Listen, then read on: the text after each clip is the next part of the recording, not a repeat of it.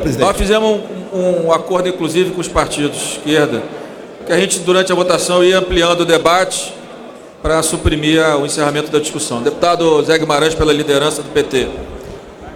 Senhor presidente, senhoras e senhores parlamentares,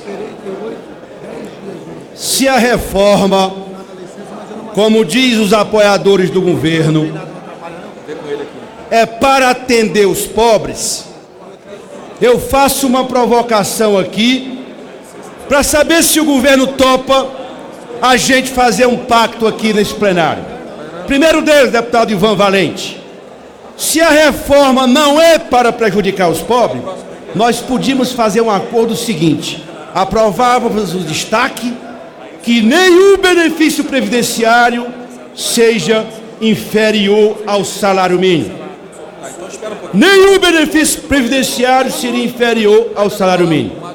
Porque o governo, quando diz que a reforma não ataca os pobres, as pessoas que ocupam os parlamentares que vêm aqui à tribuna não têm argumento para se contrapor aquilo que é a alma da reforma, que é retirar direitos dos pobres, das camadas mais pobres da população brasileira. A reforma, para o nosso telespectador que está nos ouvindo, ela reduz a pensão por morte. Ela reduz, impõe a contribuição e a idade para um professor se aposentar. A reforma, ela, para um professor, por exemplo, que tem uma aposentadoria de R$2.000 e uma pensão de R$2.000, os dois, com a reforma, a aposentadoria desse professor vai cair para R$1.190. E a pensão do cônjuge vai cair para R$714. Ora, para as mulheres, deputadas mulheres daqui desta casa, para quem ganha e tem uma aposentadoria de R$2.000, com essa reforma, a aposentadoria cai para R$1.360. Para uma pensão de R$2.000, deputada Benedita, deputada Érica, a pensão cai para R$816. Como é que alguém vem a essa tribuna, demagogicamente, para dizer que a reforma vai tirar dos ricos? Não, é para não prejudicar os pobres. Eu ouvi aqui o relator ontem dizendo na tribuna: a reforma tira um pouquinho de cada um. A reforma não tira pouquinho do andar de cima, não. Ela tira tudo das pessoas que ganham até 2 salários mínimos num país. Esse é o conteúdo da reforma.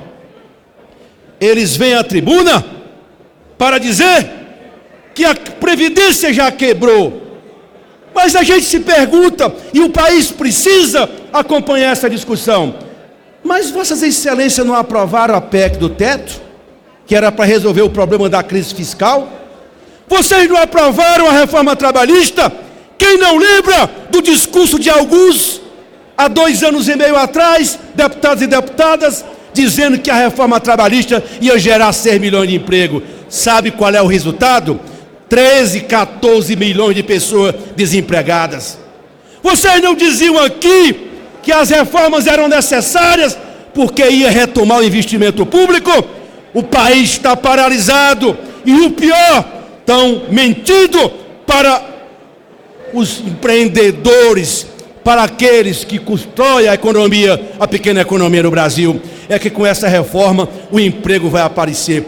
Chega ao desplante, como eu ouvi ontem aqui, a liderança do governo dizer que a reforma vai gerar 13 milhões de empregos. Não sabem nem o que estão falando, porque essa reforma, ela tem como centralidade atacar os direitos e desconstitucionalizar, como disse ontem um companheiro aqui. Ela é tão perversa, o relatório do deputado Samuel Moreira, sabe por quê? Constitucionaliza as maldades e desconstitucionaliza as bondades. Como é que essa reforma vai resolver o problema da crise fiscal do país?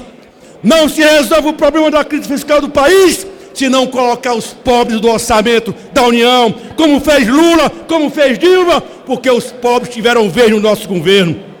O Nordeste brasileiro, meus queridos deputados e deputadas, está paralisado. Não tem obra nenhuma.